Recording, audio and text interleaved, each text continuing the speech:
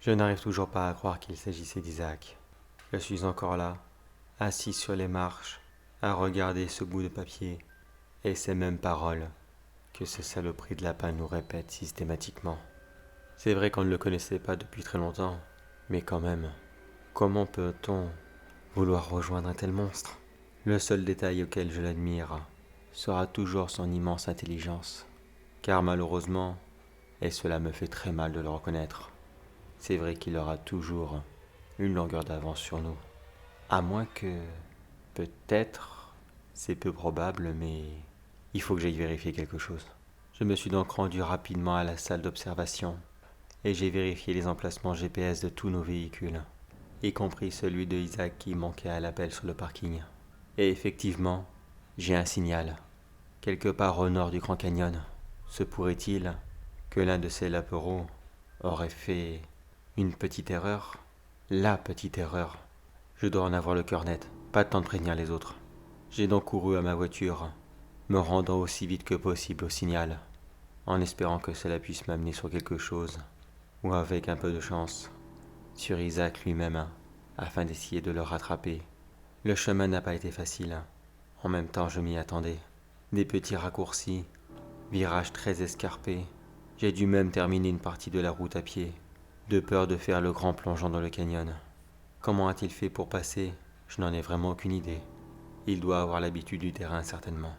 Après une si longue route, je suis arrivé enfin devant une grotte que nous avions repérée il y a 2 mois de cela. À cette époque, nous l'avions explorée et déclarée comme vide. Mais cela ne me surprend pas. Après tout, il se déplace constamment. J'ai rapidement appelé mes collègues par radio, juste avant de rentrer dans la grotte, leur expliquant que j'étais sur la trace d'Isaac et avec un peu de chance, sur celle du Rabbitman. Ils m'ont demandé de les attendre, mais je ne sais pas si la grotte possède un autre passage. Et si ça se trouve, il m'a déjà entendu arriver. J'ai perdu trop de temps comme ça. Allez, on verra bien ce qu'il se passe. Dans le pire des cas, je me laisserai attraper et les autres arriveront 10 minutes plus tard. Je suis entré discrètement et avancé à pas sûr dans la grotte, en essayant de faire le moins de bruit que possible, mais en forçant tout de même le pas. Cela faisait des mois que je n'avais pas eu une aussi belle occasion. Hors de question pour moi de la manquer. En arrivant au fond de la grotte, j'y ai vu toutes les traces du Rabbitman, plusieurs morceaux de viande en train de sécher, accrochés ici et là dans la grotte. Ces dessins habituels, représentant lui, courant après de simples touristes, et ce foutu message, cherchez-moi coucou coucou, je suis caché derrière vous. Puis je l'ai vu, le Rabbitman, il était là, en train de travailler une pièce de viande, certainement son prochain repas. Il ne m'a pas remarqué. J'ai donc profité pour avancer lentement dans son dos, afin d'essayer de l'assommer, ou alors au moins de le maîtriser. Mais un foutu caillou sur mon passage a trahi ma position. Il se retourne violemment et se jette sur moi. Sûrement un geste défensif, plus qu'agressif. J'ai eu au moins le mérite de réussir à le surprendre. J'arrive à le repousser et je me lance à mon tour sur lui, le plaquant violemment au sol. Il attrape ce même caillou qui avait trahi ma position et me frappe en pleine tête de toutes ses forces. Je ressens une douleur vive et très forte sur le côté droit de mon crâne. Mais je n'ai pas le temps de me plaindre. Je me ressaisis aussitôt et je tente de me remettre debout afin de tenter de l'immobiliser. Je n'ai malheureusement pas d'arme sur moi et puis de toute façon, je vois bien qu'il est beaucoup trop agile. Il aurait été très facile pour lui de me l'arracher des mains afin de la retourner contre moi. Je me lance et essaye de le frapper en plein visage, enfin, dans le masque, mais il attrape mon bras au passage et me projette en arrière. Me voilà à nouveau sur le sol, et je le vois faire demi-tour afin d'aller chercher l'un de ses ustensiles. Je me relève très rapidement, alors qu'il hésite encore sur quel couteau il allait bien pouvoir utiliser, afin de pouvoir m'achever. Mais je ne lui en laisse pas le temps, et je repars aussitôt à la charge. Cette fois-ci, je me lance et le frappe de toutes mes forces dans son dos, ce qui a effet de le stopper net dans sa course et de le faire tomber sur sa table d'opération. Il se retourne face à moi et il se saisit du premier couteau qui passe à sa portée. Mais je ne lui en laisse pas le temps de l'utiliser. Je lui immobilise son bras de ma main gauche et avec ma droite, je continue à le frapper, plusieurs fois de suite. Le visage, le torse. Je continue mon geste pendant plusieurs minutes, sans même vérifier s'il n'est pas déjà assommé. Mais ne voyant plus aucun signe de vie de sa part, je décide de m'arrêter. Je le relâche et le vois lourdement tomber sur le sol. Ça y est, je crois que je l'ai eu. Je devrais aller chercher mes collègues, mais je meurs d'envie de savoir qui se cache derrière ce masque.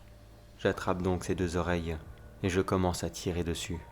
Et c'est là qu'il me mit un grand coup de pied dans mes genoux, me faisant tomber lourdement sur le sol. Il se relève péniblement et saisit de nouveau un couteau avant de se jeter sur moi. Je mets ma main sur la trajectoire de sa lame afin d'éviter de me prendre le coup dans la figure, et je la sens passer à travers. La douleur est tellement vive, mais pas le temps pour moi de hurler. Je profite que sa lame soit coincée dans ma main afin de lui arracher beaucoup plus facilement et de la renvoyer contre lui. Cette fois-ci, il ne me laisse pas le choix. Je vois bien qu'il ne se laissera jamais capturer. Je lui fais donc comme une gifle au niveau du cou, afin de lui enfoncer la lame du couteau encore plantée dans ma main, lui provoquant une blessure mortelle. Il ne prononça pas un seul mot, pas un cri de douleur. Il n'a fait que tenir sa blessure en essayant d'enlever la lame encore coincée. Mais je l'enlève de moi-même et je recommence à le frapper. Une deuxième fois, une troisième fois. Je le plante comme cela une dizaine de fois, jusqu'à ce qu'il s'écroule sur le sol, pour cette fois-ci ne plus jamais se relever. J'essaie de me relever péniblement, mais la douleur à la tête est toujours là. Et maintenant que le combat est terminé et que l'adrénaline présente dans mon sang redescend, je commence à ressentir cette douleur de plus en plus vive. Juste avant de m'évanouir, j'attrape une nouvelle fois son masque et je tire dessus de toutes mes forces. Et j'y découvre le visage de Isaac. Alors c'était donc lui. Depuis le début, le Rabbitman a toujours été avec nous. Ceci explique pourquoi il a toujours su ce que l'on allait faire en avance. Mais je n'ai pas eu beaucoup le temps d'y réfléchir. Je me suis écroulé lourdement sur le sol, puis je suis tombé dans les pommes. Quand je me suis réveillé, j'étais dans un brancard.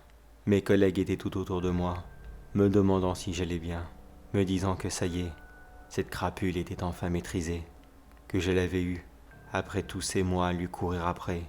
Le Rabbitman était mort. L'un d'entre eux a même dit en rigolant que quand je sortirai de l'hôpital, nous fêterons ça avec la meilleure bouteille de champagne qu'il pouvait exister. Ils étaient tous autour de moi, si ravis de savoir que cette histoire était enfin terminée. Mais pour être honnête, je ne les écoutais pas. J'entendais leur voix, mais je ne cessais de repenser à tous les moments que cette enquête a pu nous faire vivre.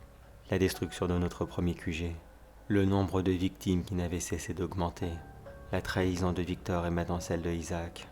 Ce qui est sûr, c'est que cela sera certainement la plus grande histoire que je n'aurai jamais connue.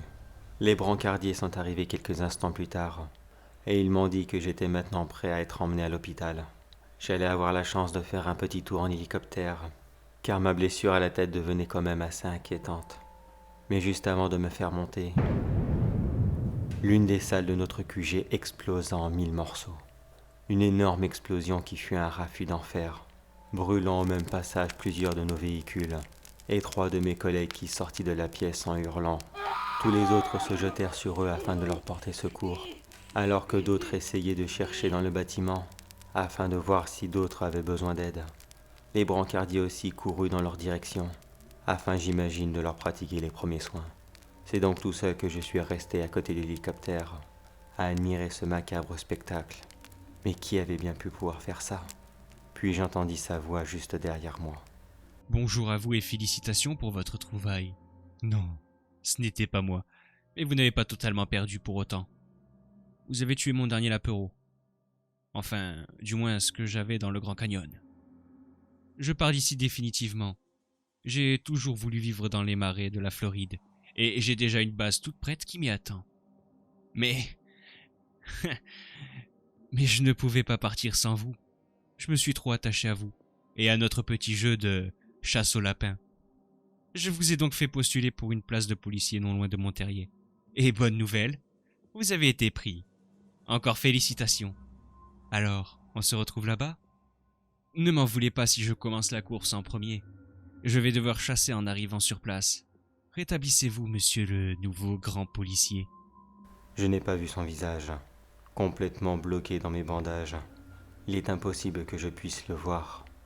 Mais comme petit cadeau de départ, il me jeta sur moi le visage de l'homme qui s'était échappé de son repère afin de venir nous chercher, celui même qui avait mis le feu à notre premier QG, et qui visiblement n'était pas son vrai visage.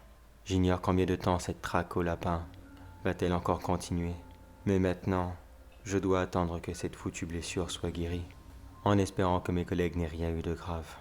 Je les vois encore tourner sur le sol afin d'essayer d'éteindre leurs vêtements pris par les flammes. Ils hurlent de douleur. Mais comment peut-il faire ça? Comment peut-il aimer autant faire du mal à autrui? Dès que je sors de l'hôpital, je jure que j'arracherai ces horribles oreilles de son visage et que je lui passerai l'envie de recommencer cela à tout jamais. Alors sur ce, Rabbitman, prépare-toi, car dans quelques mois, toi et moi on se retrouve.